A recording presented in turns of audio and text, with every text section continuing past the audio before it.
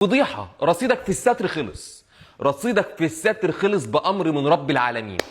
هي مش دي الأشعة اللي انتوا بعتوا حد انتحل شخصيتنا أنا وإخواتي وراح على المركز بتاع الأشعة وقال له إن هو عايز الأشعة دي علشان إن إحنا عايزينها لوالدنا ومش عارف إيه والكلام ده، وإن ولاده يعني مش قادرين يجوا والكلام ده. سبحانك يا رب، سبحانك يا رب انك بتجيب لي الحقائق لحد عندي من غير ما اسعى لها يا رب العالمين، لان انت شاهد يا رب على ان انا بدور على حق ليا ولناس كتير غيري. اللهم لك الحمد. الاساتذه باعتين حد يروح ياخد الاشعه دي من عند مركز طبي اللي والدي كان عاملها فيه قبل ما يتوفى، علشان عايزين يثبتوا ويقول لك ايه، انه لا ده في كسر هنا في الشريحه دي، ماشي. فالكسر ده نتج عن ان هو وقع زي ما كانوا بيقولوا، وان واحد من جيرانهم قال، فهو وقع، فلما وقع فالشريحه انكسرت، فالكسر ده لما انكسر فعمل التمزق ده وعمل الموضوع ده وعمل غرزه ولا هتك للنخاع الشوكي والكلام بتاعهم ده. والطب الشرعي هيثبت كده، لان الطب الشرعي معانا. الطب الشرعي مين اللي معاكم؟ الطب الشرعي مين اللي معاكم؟ اذا انتوا معاكم واحد شمال، اللهم لك الحمد، احنا واثقين بفضل ربنا ان ربنا هيجعل قدامه 1000 واحد يمين. تمام؟ لو انتوا بتتكلموا من الثقه دي، الثقه الجامده اللي انتوا واخدينها دي. الحاجه الثانيه، هو انت لما تيجي تقول لي 3 شرايح هنا، 3 مسامير هنا ومسمارين هنا، هو ده معناه ان كان في شريحه ب3 مسامير وانكسرت؟ طب المسمار الثالث فين؟ طب الحته الثالثه فين؟ هي مش باينه في الاشعه دي؟ مش الاشعه دي اللي انت بتقول ان والدي جالك وانت شفتها وكانت كويسه وما بيشتكيش من حاجه، واساسا والدي بعديها ب5 ايام من العمليه زي ما هو مثبت كده في المحادثه اللي بينك وبين والدي، كان بيشتكي لك من ظهره بعديها ب5 ايام، اللي انت بتقول اساسا جاي لك بتاريخ 27/9 وشفتها وكان كويس وما فيهوش حاجه والاشعه تمام والمسامير تمام والطيط والشريط. يا ابني والله العظيم رصيدك في الستر خلص.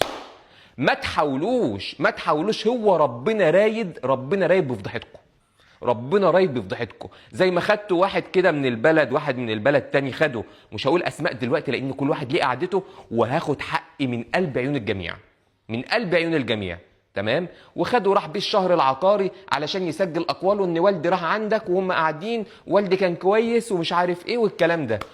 اعملوا على قد ما تقدروا، انتوا معاكم الناس ومعاكم الفلوس وانا معايا ربنا. بس وروني بقى انتوا بالناس بتوعكم والفلوس اللي بتدفعوها، ولا انا ومعايا ربنا؟ واعوذ بالله من كلمه انا. النهارده انا مش بدور على حق ابويا، مش هقول لك ان ابويا لو كان طلع من العمليات كويس ان الموضوع انتهى وخلاص، لا. ابويا حتى لو كان طلع الله يرحمه من العمليات كويس، وانا اكتشفت ان انت دكتور غير استشاري وغير مؤهل او متخصص ان انت تعمل عمليات زي ما اكتشفت كده وعملتها لابويا، كنت راح اشتكي عليك، لان انت وارد تغلط زي ما انت عملتها للناس وسبحان الله بكلامك كده نجحت. بس عند ابويا سبحان الله ربنا من 7 سما رايد ان رصيدك في الستر ينكشف وينتهي عند ابويا. ليه؟ نداء لكل جهة مسؤولة في التحقيق عن موضوع ابويا. اتفرجوا على الفيديوهات اللي بنزلها، شوفوا تعليقات الناس، هتلاقوا 99% و9 من التعليقات كلها ناس حصل معاها اخطاء طبية، منهم اللي مع نفس الدكتور ومنهم مع دكاترة تانيين، لا قدروا يوصلوا صوتهم ولا قدروا يتكلموا، ومنهم اللي عايش ندمان لحد النهاردة. ليه؟ ليه احنا واصلين للحال ده؟ ليه النهاردة ما نعاقبش اللي غلط علشان محدش بعده يجي يغلط؟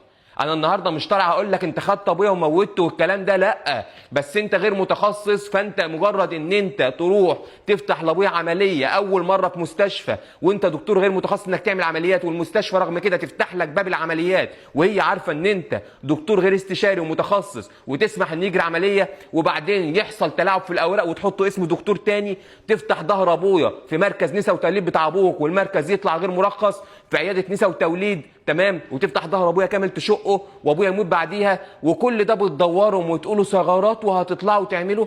يا عم انا بقول لك للاخر ده كل اللي حصل ده من ضمن الاسباب اللي ربنا رايدها، ان ابويا يموت بسبب عندك انت علشان رصيدك في الستر خلص، وان انت تقع معايا علشان الناس اللي قبل كده انظلمت وبتنظلم وهتنظلم بعد كده بسبب اخطاء من الدكاتره، ان ربنا يجيب لهم حقهم.